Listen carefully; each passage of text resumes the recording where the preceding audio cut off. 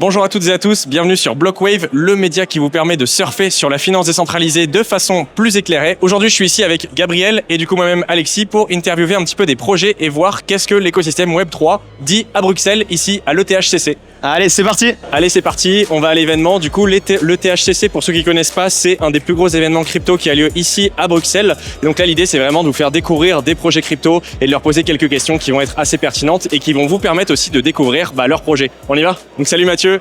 Salut, là on est sur le stand de Morpholab, donc Morpho qui est un protocole de finance décentralisée sur plusieurs blockchains et du coup Mathieu va nous en dire un petit peu plus sur ce qu'est Morpho.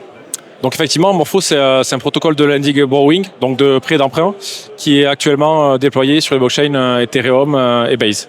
Donc l'objectif de Morpho, c'est de proposer d'être une primitive en fait, d'être une couche de base du lending et borrowing, sur laquelle en fait n'importe qui puisse venir donc soit l'utiliser, soit bâtir dessus. Super intéressant. Et donc toi, qu'est-ce que tu dirais à quelqu'un pour bien comprendre exactement les différences et ce que vous apportez dans l'écosystème par rapport aux autres protocoles de lending? Pourquoi aller chez Morpho plutôt qu'un autre protocole comme par exemple AAVE? Alors aujourd'hui, AAVE Compound, en fait, ce sont des lending pools où l'utilisateur va avoir une expérience très simple, où il va déposer ses assets et en fait tout va être géré par des organisations décentralisées, des protocoles, des gouvernances, on va dire.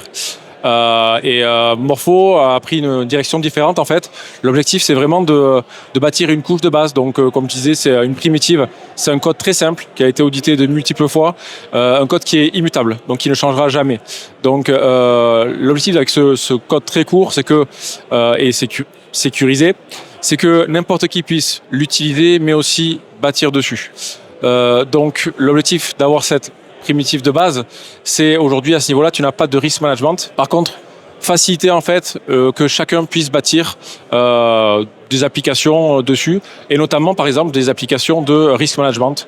On a des curators, donc des risk managers, connus comme Gauntlet ou Block Analytica, Stakehouse, qui du coup profitent de cette base qui est donc immutable et permissionless, et en fait ils se servent de cette base qui on sait ne changera jamais pour bâtir leur propre produit de risk management.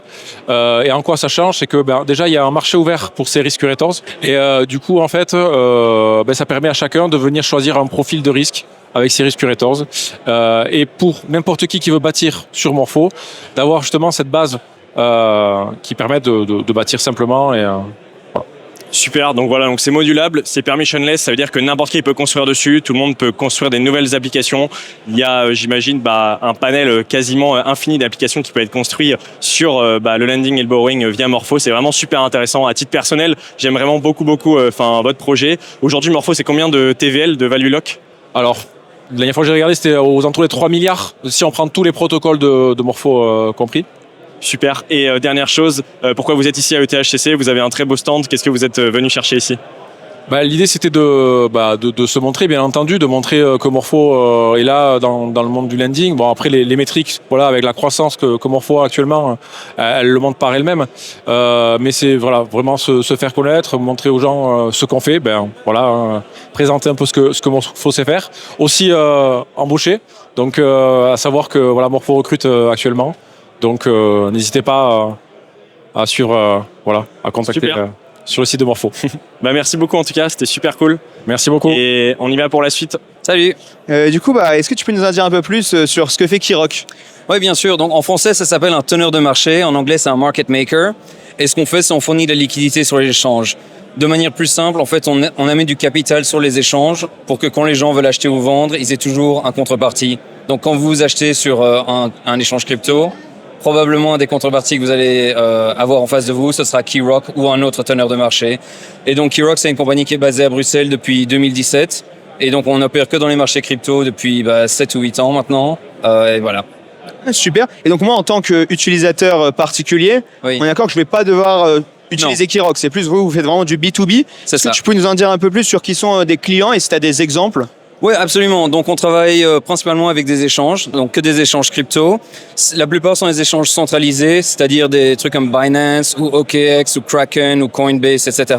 Et là, on travaille aussi avec certains échanges décentralisés comme Uniswap ou SushiSwap ou PancakeSwap et beaucoup d'autres. On est connecté à 85 échanges. Mais donc, tout à fait raison, c'est avec eux qu'on travaille, pas avec les utilisateurs finaux. Ouais. Super. Et dernière petite question, est-ce que je suppose que tu es content que pour une fois THCC ça soit à Bruxelles, dans votre ville. Comment ça se passe depuis le début de l'événement pour vous? Ça se passe super bien et alors ce qui est intéressant, c'est qu'il y a beaucoup de participants qui en fait préfèrent la conférence ici plutôt qu'à Paris, simplement parce que je pense que Bruxelles c'est une ville un tout petit peu plus petite, un peu plus accessible. Et donc, je pense que malheureusement l'année prochaine, ça sera de retour à Paris, mais pour l'instant, on est très content que ce soit ici à Bruxelles. C'est pour ça qu'on sponsorise autant. Je pense que les utilisateurs sont assez contents aussi. Maintenant, on poursuit avec le stand de Ledger. Donc, enchanté. Salut, Karl. Salut. Donc, voilà, je voulais un petit peu parler avec toi de Ledger, des news. Donc, Ledger, la boîte qu'on ne présente plus. Hein, voilà, une licorne française qui, du coup, est le leader dans la sécurité de vos assets crypto. Et je voulais te demander, du coup, c'est quoi un petit peu les news chez Ledger? Pourquoi vous êtes ici? Qu'est-ce que vous voulez promouvoir, etc. Bien sûr, pourquoi on est ici, c'est toujours pour notre même mission, qui est de sécuriser le Web3. Et donc ça s'arrêtera jamais. Et je pense que c'est une mission d'une vie. Deux grosses actus pour nous, c'est on va sortir notre nouveau device qui est le Ledger Stacks. Et comme vous savez, attendez, je vais en sortir un juste ici. C'est donc la nouvelle version qui vient après les Ledger Nano S Plus et le Ledger Nano X. Donc en gros, c'est la même technologie, un Secure Element à l'intérieur qui pilote l'écran. Sauf que ce coup-ci, l'écran, il est tactile. C'est un écran en e-ink, le premier e-ink au monde incurvé, qui en fait permet de customiser l'écran. Donc là, vous voyez, c'est un NFT à moi qui est en couverture. Donc chaque stack va être unique. Sur la tranche, on peut mettre et nommer l'ensemble de ces stacks. Donc on peut les stacker les uns les autres parce que l'arrière est magnétique. Et sans l'allumer, on peut savoir lequel est lequel. Donc c'est fini les petits stickers sur les swivels des Nano X ou des Nano S Plus. C'est qui va permettre de dire lequel est lequel très facilement. Donc c'est beaucoup plus simple en termes d'UX. Voilà, ça permet d'onboarder plus d'utilisateurs, c'est beaucoup plus customisable. Enfin, il y a pas mal de choses dessus. Mon côté UX, ça n'a rien à voir parce que c'est touch enabled. Ouais. Donc c'est vraiment, on a un grand écran, on peut mettre plus d'informations. Donc la user experience et la sécurité, ça va souvent de pair. Plus c'est lisible, plus c'est simple, plus c'est secure, parce qu'en général, les scammers se cachent dans la complexité, se cachent dans les erreurs. Et donc ça, c'est vraiment notre première grosse initiative de cette année, c'est donc nouveau device. La deuxième autre grosse initiative, c'est ce qu'on voit derrière, c'est ce qu'on appelle le clear signing. Donc ça, c'est vraiment l'idée que l'utilisateur puisse lire ce qu'il s'apprête à signer. Parce qu'en fait, très souvent, sur votre nano, vous allez voir sur l'écran un gros blob d'un ensemble de caractères en hexadécimal. On n'a aucune idée de ce qu'on signe. C'est comme si on signait un chèque en blanc qu'on donnait à quelqu'un. Ça, c'est l'autre truc qu'on aimerait vraiment tuer, faire ça, rendre ça complètement obsolète sur le marché. Parce que pareil, beaucoup de scams se jouent là-dedans où ils te font croire que tu vas signer je sais pas, un permit ou quelque chose de ce type-là. Et en fait, en réalité, tu es en train de signer une transaction qui donne accès à un tiers à ta crypto et qui va lui permettre de drainer ton wallet, quoi. Ouais, en effet, super intéressant, c'est marrant parce qu'on avait ce débat-là justement avec notre toute première interview que peut-être vous avez pas vu avec Nicolas Bacca qui du coup bosse plus chez Ledger, mais on avait ce débat justement entre sécurité et UX et on sait qu'il y a il y a des points communs et parfois il faut faire des compromis, mais du coup en tout cas bravo pour le stack. Nous jamais compromis sur la sécurité et justement c'est améliorer l'UX dans cet objectif d'améliorer la sécurité. Toujours. Ça, toujours innover. En tout cas, c'est très cool. Merci pour cette présentation et puis peut-être qu'on se revoit bientôt. Ouais, à bientôt. Hey Octave, comment ça va? Salut Gabriel, ça va? Enfin, ça fait plaisir de te voir ici à l'ETHSC à Bruxelles. Moi aussi, ça me fait très plaisir. Événement très... Enfin, il y a beaucoup de monde, quoi. Ah, totalement. Comment ça va depuis le début de l'événement pour toi? Écoute, j'ai pas encore participé à beaucoup de conférences, mais je dois t'avouer qu'il y a beaucoup de monde et il me tarde d'y aller. Mais pour l'instant, j'avais du travail, autre chose à faire et je pouvais juste pas y aller, quoi. Ça bulle de fort, ouais. Exactement, ça fait que builder, ça ship, on n'arrête pas. Super, et est-ce que du coup tu pourrais rapidement te présenter et nous dire ce que c'est Jumper et peut-être Li-Fi aussi, quelle est la différence entre les deux en 30 secondes, ouais, pour nos auditeurs. Voilà, donc, alors, je m'appelle Octave, je travaille chez Jumper. Jumper, c'est une interface qui te permet de bridger ou de swapper tes tokens de n'importe quelle chaîne à n'importe quelle chaîne, plutôt OVM, mais on est aussi sur Solana. Et Jumper, c'est un peu l'ancienne entité B2C de Li-Fi, qui est vraiment la partie SDK API de ce que je viens de t'expliquer. Voilà, donc Jumper, c'est vraiment la partie B2C du produit, interface avec la communauté de Degen qui est à côté, enfin qui est avec nous, alors que Li-Fi, on est plus sur les intégrations directement sur les wallets, sur les DApps, sur les SEX, etc. Ah, super. Est-ce que tu peux nous dire quelques-uns de vos partenaires clients sur la partie Li-Fi? Ouais. Nous, la partie Li-Fi, on travaille avec Robinhood. Donc vraiment, ils sont en train de créer un wallet Web3 et c'est être l'outil qui te permet de bridger sur ce wallet-là. Un use case un peu similaire avec Binance, par exemple, ou Phantom. Puis ensuite, on travaille avec des DApps. On travaille notamment avec Spark de Maker, si tu vois, qui a un bridge sur son interface qui est directement powered by Elify. Ah, super. Est-ce que tu as un petit dernier mot que tu veux adresser pour les DeFi users, par exemple, qui nous écoutent? Qu'est-ce qu'ils peuvent faire là sur Jumper? Est-ce que tu as des news à venir à nous annoncer en avant-première? Alors, déjà, si vous voulez bridger, utilisez Jumper parce que c'est vraiment la plateforme où c'est le moins cher et c'est le plus rapide. C'est quand même assez stylé. C'est vrai. Gabriel l'utilise aussi, je mens pas. En plus de ça, sur Jumper, on vient d'annoncer le nouveau plan pour le Loyalty Pass. Donc c'est un peu notre système qui permet d'accumuler de l'expérience, comme dans tous les systèmes de points qui existent, mais en plus de ça, de gagner des rewards on-chain parce qu'on a plein de partenariats avec plein de protocoles, plein de chaînes. Et donc en tant qu'utilisateur DeFi, c'est encore plus intéressant de nous utiliser parce que tu peux avoir des airdrops, tu peux avoir du yield boosté grâce à nous. Super, écoute, merci beaucoup pour l'explication, c'était top. Et on se retrouve pour une prochaine interview. Merci Gabriel. Salut Nandi, comment ça va? Salut, ça va très bien. Est-ce que en 2 mots, tu peux nous présenter qu'est-ce que c'est ACI, ou d'ailleurs je sais pas comment on le prononce? Donc en fait, ACI, on est des builders en fait sur AV. Donc notre rôle en fait, c'est de mettre des proposals. Donc pour des changements, des modifications de paramètres, des nouveaux listings du coup d'assets sur AV. Également des programmes d'incentive. Et donc en fait, on répond à ces besoins-là pour la communauté, pour AV. Donc en fait, on est des builders. Pour AV, on est payé par la gouvernance d'AV et du coup on crée des choses pour la gouvernance et on est déjà une incentive qui est du coup profitable parce qu'on génère des revenus pour la DAO et donc on génère plus de revenus que on coûte pour la DAO. Et du coup, comment vous générez des revenus? Et en fait, ce qu'on fait, c'est qu'on propose du coup des listings de nouveaux assets et en fait, on fait en sorte que ces assets aient de l'attraction. Donc, en mettant des programmes d'incentive avec les protocoles qui ont ces assets.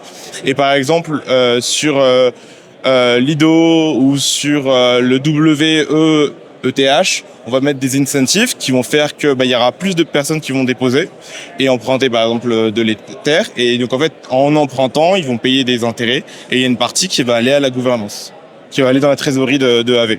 Et en fait, en ayant plusieurs assets qui sont listés, en mettant des incentives, on va voir des volumes qui vont augmenter. Et en fait, ces volumes augmentant, ça va générer plus de rewards pour le protocole. Et également, on a un programme qui s'appelle Merit et qui est là pour incentiver l'emprunt de Go ou le stacking de Go dans le safety module. Et en fait, c'est 2 choses qui sont énormément profitables pour le protocole de façon générale et donc qui génèrent des revenus et qui nous permettent aussi de récupérer des grosses whales, des grosses positions de personnes qui sont dans d'autres protocoles. Parce qu'en fait, par exemple, ils sont chez Spark ou chez Morpho. Et en fait, en venant fermer leur position et en venant chez AV, ils récupèrent un bonus. Ok, non, super intéressant. Juste pour info, le Go, donc le stablecoin lancé par AV, est-ce que tu peux nous dire quelle est la différence avant ACI et après ACI pour AAV? Et quels sont vraiment les liens entre ACI et AAV en 10 secondes? Pour le Go? C'était lancé avec ACI directement. Donc, en fait, on était là depuis le début et c'est ça aussi qui est intéressant de façon générale chez AV. En fait, on a une gouvernance, il y a plusieurs service providers et on travaille du coup de concert pour faire en sorte qu'on ait des services qui sont de meilleure qualité. Par exemple, on a travaillé avec BG Labs sur la partie sécurité. ACI a mis ses programmes d'incentive. Varalab a mis en place le front. Et en fait, on est plusieurs acteurs qui se coordonnent pour faire en sorte que le Go soit une bonne réussite. Super, merci beaucoup Nandi. Une dernière petite question. Est-ce qu'il y a une news récente ou à venir que tu as envie de nous partager?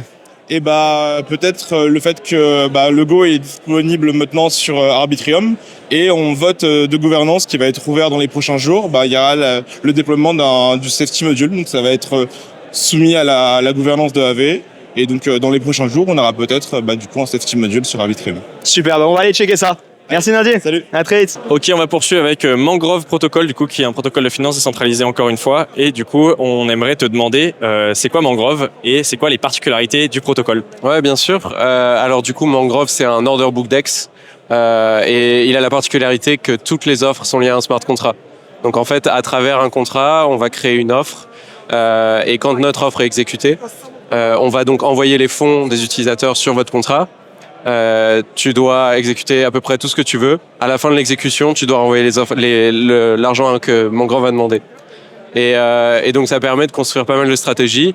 La stratégie basique, c'est juste un limit order. Mais tu peux aussi faire plein d'autres trucs. En l'occurrence, tu peux aussi utiliser des protocoles de lending comme AAV ou Morpho, tu pourrais wrapper et unwrapper des tokens à la demande. Et donc ça te permet de faire des limit orders tout en conservant l'aspect t'as une bonne APR avec un protocole de lending et même dès que tu reçois tes tokens, tu peux aussi les wrapper instantanément. Donc ça c'est déjà quelque chose en moins.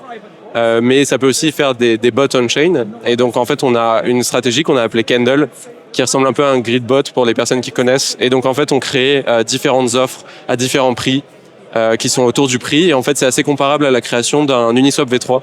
Donc on met une range et on met un nombre de points.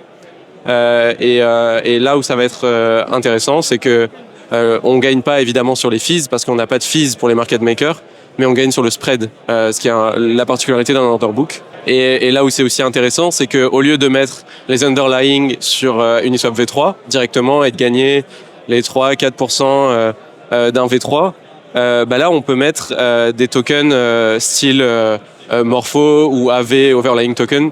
On peut les mettre à travailler et en fait ça va permettre d'avoir une stratégie où on va provide de la liquidité sur un AMM et en même temps on va gagner la PR d'un protocole de lending. Donc on peut combiner les stratégies et les possibilités sont illimitées en fait. Super intéressant. Donc en fait, vous êtes en plus d'être un order book, donc qui permet aux gens de faire des échanges et d'avoir un certain nombre de liquidités pour permettre ces échanges-là. Vous êtes en fait une espèce de pile de base aussi qui permet éventuellement de créer des stratégies en supplément. Ouais, exactement. On a toute une partie d'app en fait qui est orientée pour les utilisateurs. On a aussi une partie orientée pour les builders en fait. Et cette partie orientée pour les builders, c'est n'importe qui peut construire un contrat. On a une stratégie, une lib de stratégie sur GitHub que vous pouvez utiliser pour faire n'importe quelle stratégie. Notamment une strat qui est assez simple consiste à créer des offres sur Mangrove qui font en fait chercher leur liquidité sur Uniswap. Et du coup ça permet à Mangrove d'avoir une TVL bootstrappée instantanément en prenant la liquidité sur Uniswap. Juste pour expliquer simplement, Mangrove nous dit ok je veux exécuter ton offre elle va chercher la liquidité, elle va envoyer sur Uniswap, récupérer ce qu'elle reçoit et renvoyer sur Mangrove. Pour le développeur, la différence de ce que t'envoies pas et de ce que Uniswap t'a donné, c'est ton profit. Et donc en fait, on peut construire des stratégies comme ça, on peut construire des stratégies encore plus complexes, de looping sur des protocoles de lending, de price sensor pour avoir des idées du prix fully on-chain sans avoir d'oracle. C'est encore des choses qui sont à tester, mais c'est vraiment des choses qui peuvent être très intéressantes. Ok, super intéressant. Merci en tout cas pour tout ce pitch-là et puis on espère le meilleur pour Mangrove. Merci. Merci à tous d'avoir regardé la vidéo. On espère que ça vous a plu, de rencontrer tous ces DeFi entrepreneurs. À très vite. N'hésitez pas à pousser un pouce, un like, un comment, à vous abonner à Blockwave et à très vite pour de nouvelles vidéos. Salut.